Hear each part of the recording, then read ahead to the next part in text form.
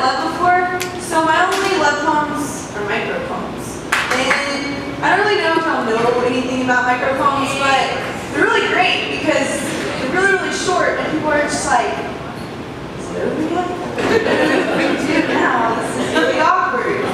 So yeah, I'm going to show y'all my only poem about love. Tell them. Oh!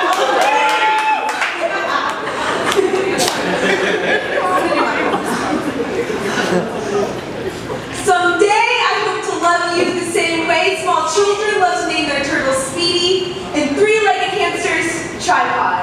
Snaps.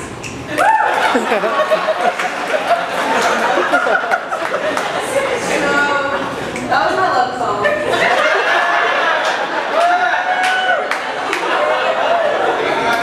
Wait, what? That was my love poem.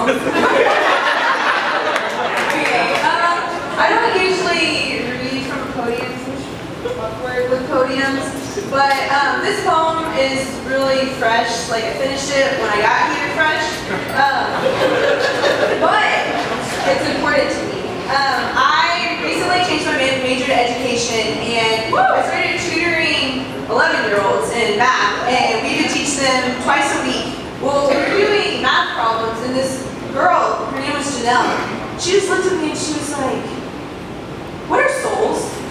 I was like, "Let's go back to factory." She was like, "Why is the sky so big?" I was like, "It's space. Like, there's a lot of it." And then she was like, "Do our souls stay in our bodies?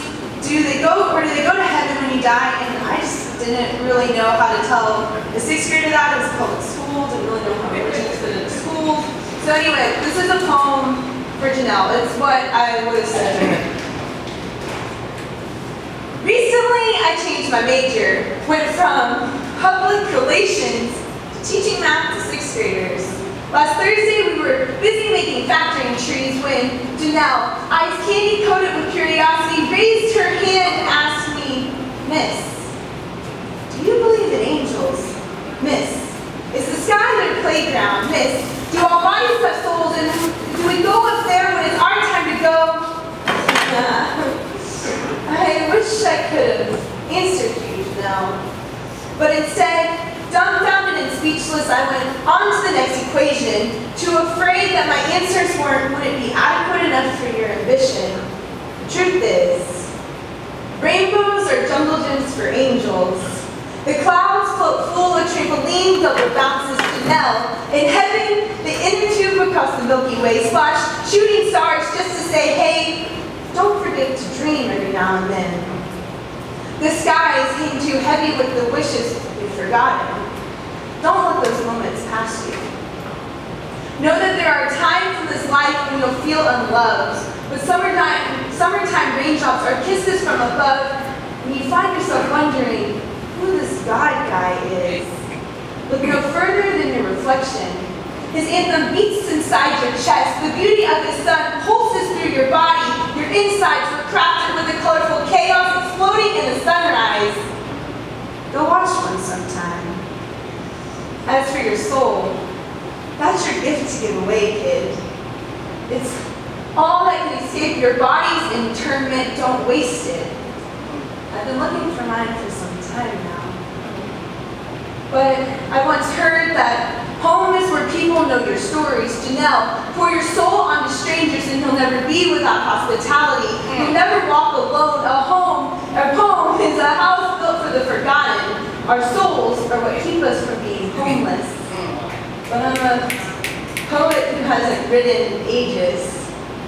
There are days when I'm too afraid to pick up a pen. My hands start to paralyze, don't know where to begin, so I simply don't. And a part of me seeps back into the storm drains of my subconscious. Nothing changes. Don't let your life become a puzzle of missing pieces. There is no progress in fear, Janelle. Curiosity is a gift. Few shoes to possess. You told me your idol was your father. Though the most he was just a middle school bus driver. You told me ordinary people always make the best heroes. So Janelle, I want you to know these days you're my hero. I've been finding my answers in your questions, Janelle. I want to thank you for getting me to write again.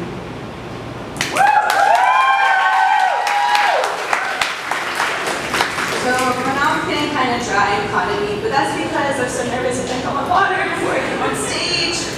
So I apologize. But, yeah, that's awkward. Okay, anyway,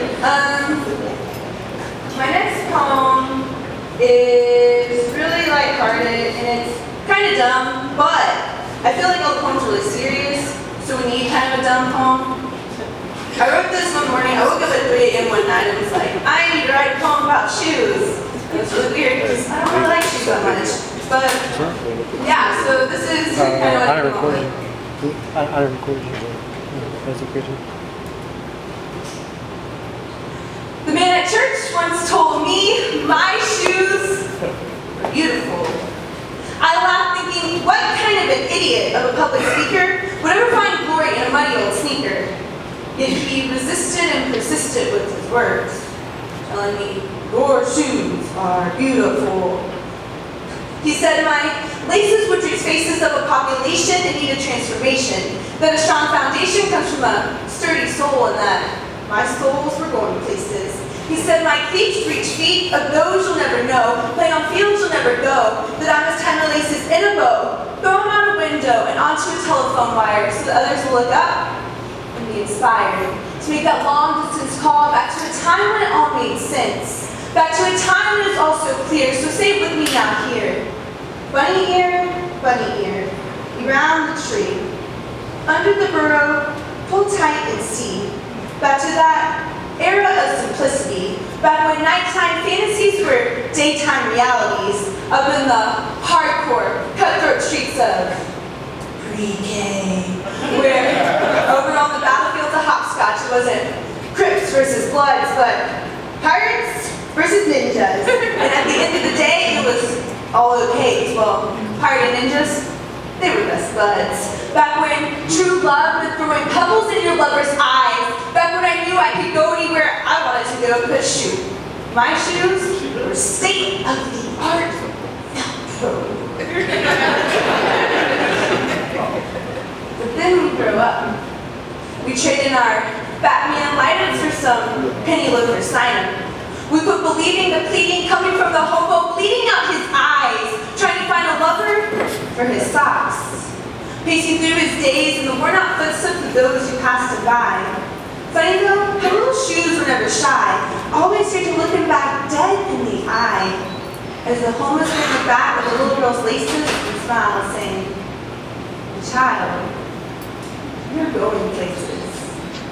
So I dare you to consider a size change so that these jigsaw puzzles can all rearrange, no longer slip but slide into that rhyme of evolution, so that we can find a resolution. For God's sake, let's lace up our Congress and start a retro revolution. And move in a rewind motion to turn all of Wall Street's finest back to ninja and pirates. Man, they always did wear the sweetest shoes.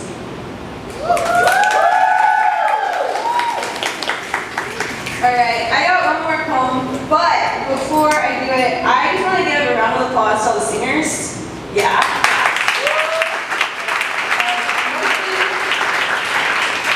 Mostly because I got taken out of church choir. So I have a lot of respect for people who sing, because y'all are the people that I lip sync to.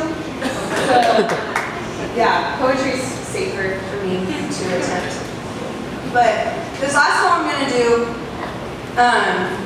I did a different version of it at Baylor's one night stand last year, and I was really happy with it and thought it was done. And then I was on the Dallas Youth team this summer, and I gave it to them, and they're like, "This kind of sucks." It's like, "Oh, that's really awkward."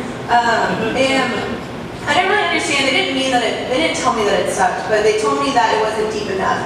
And it was kind of in that moment that I'd been hiding behind the poem. And the first time I performed the new edition was at we got together at a regional slam at College Station. Christopher Michael was there. He'd probably tell you, he probably couldn't probably doesn't remember it. It was so bad.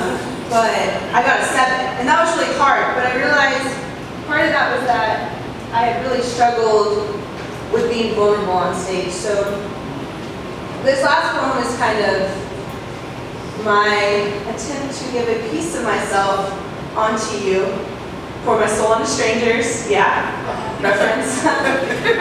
But yeah. Anyways, it's a poem about an eating disorder that I've kind of dealt with for the last couple years of my life, and it's kind of just how poetry is just kind of a way that I learned to overcome that. So, yeah.